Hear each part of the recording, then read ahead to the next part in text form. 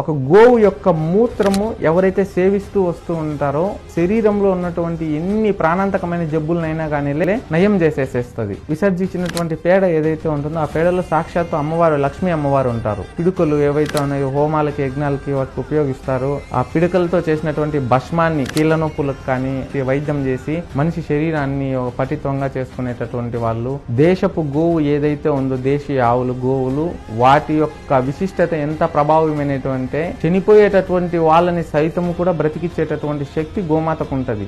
గోవు యొక్క కిరణం ఎవరి మీద పడుతుందో, గోమాత దీర్ఘంగా మనల్ని చూస్తే మన శరీరంలో ఉన్న అన్ని దోషాలు నశించిపోతాయి.